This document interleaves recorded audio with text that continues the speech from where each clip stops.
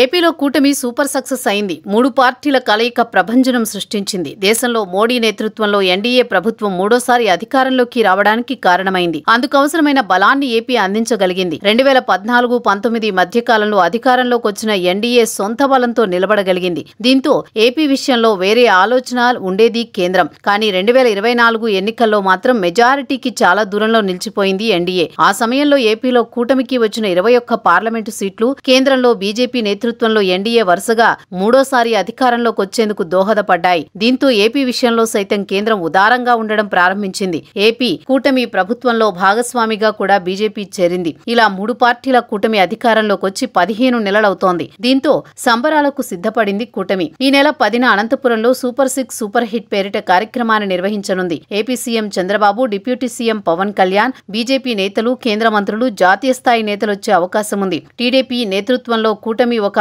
వ్యూహం ప్రకారం ముందుకు వెళుతోంది. 2023 సెప్టెంబర్లో చంద్రబాబు అరెస్ట్ అయ్యారు. ఆ సమయంలో రాజమండ్రి సెంట్రల్ జైల్లో ఉన్న చంద్రబాబును పవన్ కలవడం, బయటకు వచ్చి నేరుగా టీడీపీతో పొత్తు ప్రకటన చేశారు. బీజేపీని కూడా కలుపుకుని వెళ్తామని తేల్చి చెప్పారు. అది మొదలు ప్రారంభం. కూటమి పార్టీల స్నేహం రోజురోజుకు అభివృద్ధి చెందుతుందే తప్ప వైసీపీ చెబుతున్నట్టు పొత్తు విచ్ఛిన్నం కావడం లేదు. క్షేత్రస్థాయిలో చిన్న చిన్న ఇబ్బందులున్నా నాయకత్వాలు మాత్రం సమన్వయంతో ముందుకు సాగుతున్నాయి. ఒకవేళ పొత్తు పెట్టుకున్నా ఎక్కువ కాలం కలిసి ఉండలేరులే, సీట్ల సర్దుబాటు దగ్గర తేడా వస్తుందిలే, మంత్రి పదవులు ఇవ్వకపోతే సీనియర్ల అసమ్మతి చాటుతారులే, ఎన్ని రోజులు ఈ స్నేహం కొనసాగదులే, ఇలాంటి మాటలు ఎన్నో సంవత్సరాలుగా కొనసాగుతూ వచ్చాయి. 3 పార్టీల మధ్య ప్రచారం కూడా పతాక స్థాయికి చేరి అదిగో పులి అన్న కథ మాదిరిగా విడిపోతున్నారు అని చెప్పేందుకు వైసీపీ చాలా రకాల పారాటాలు పడింది. 3 పార్టీలు పొత్తు పెట్టుకున్నాయి. సీట్ల సర్దుబాటు